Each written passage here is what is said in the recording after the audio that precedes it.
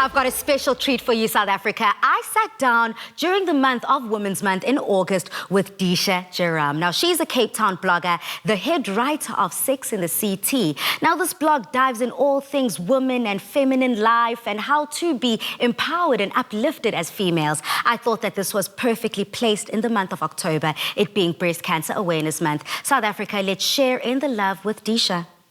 Disha, welcome to The Loft, girl. Hi there, Palesa. Thank you so much for having me on the show. I'm so excited to have the opportunity to chat to you. I'm very excited about this topic because I think that it is brilliant, the fact that you are journaling your experiences and what you've come across in life, but the name is brilliant. So let's dive into it. Please may you tell me about yourself before we get into the blog. Sure. Well, my name is Disha Jerome. I am a Durban girl, born and bred in KwaZulu-Natal. I studied at the University of KZN, majoring in business management, finance, and economics. And I'm currently working at a large multinational company here in Cape Town, which is the city that I absolutely love and where I've decided to live. A little trip down memory lane, I was actually crowned as the Miss South Africa first runner-up in 2010. Okay, and that definitely sort of spiraled and catapulted my career in modeling and in pageantry. And as you mentioned, I've also just found a new passion during the lockdown, which is writing, and created the new Sex and the CT blog. So we've got a lot of things in common, but some things we do not have in common at all. Born and raised in Durban, me too. Whoop, whoop, to KZN. I love the Western Cape, the 031, we're representing. Cape Town is comfortable. Cape Town is now where we call home. But I am just clueless when it comes to writing and putting my thoughts on paper, or rather on a monitor, as you do. So what pushed you to start a blog?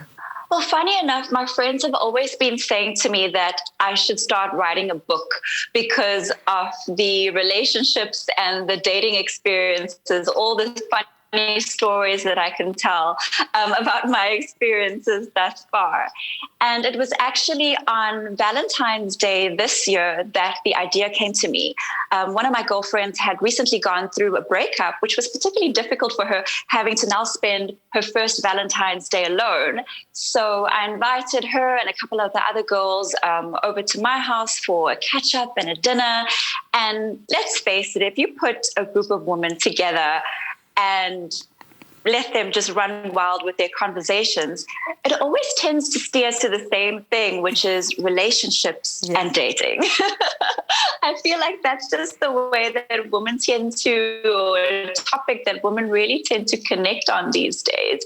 But in the evening, she was sort of telling us about her breakup, about the experiences, how she was feeling, her emotions. And of course, being her friends, we tried to be there for her and support her as best that we could. It was then that I realized that by sharing my own story with her, my own breakup that I had been through and the lessons that I had learned, that I was really able to offer support in that way, in that she wasn't feeling alone in the way that she felt. The issues of depression, anxiety, the feelings of rejection, thinking, what did I do wrong and what could I have done to make him stay or to change things?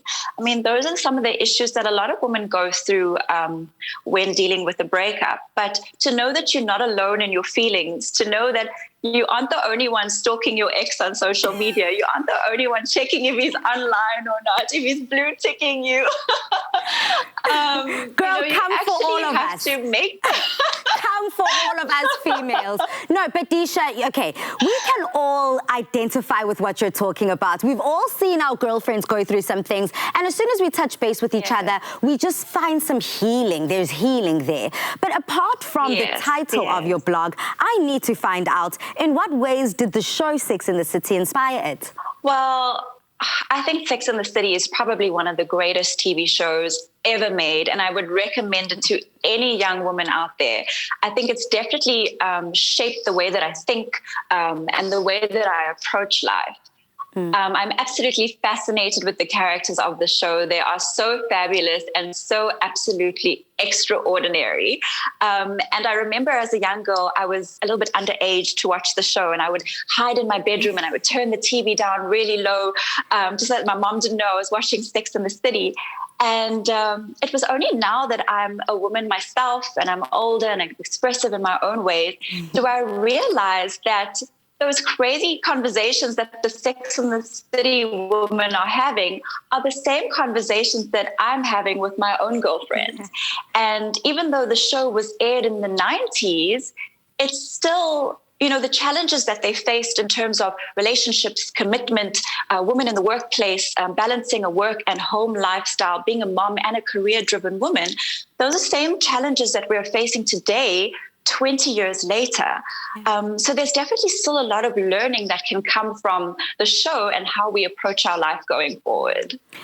And, you know, girl, I have to say kudos to you. You have definitely found a creative way of making something that's inspired a lot of our lives to continuously do so to the next generation, those that might not be familiar with the show.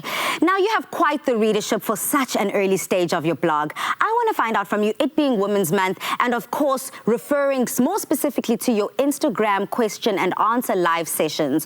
What message do you have for all the women out there, it being August, Women's Month? How do you want to see us being celebrated? Well, to be quite honest, I must say, first of all, a huge thank you to all the readers and the viewers that are reading my blog. I was overwhelmed by the remarkable sort of readership and followership that I've been getting within the last, 2 months that we've been doing this. And it's really been quite a liberating experience for me, because I've had a lot of women come to me and just show gratitude of, helping them to feel better.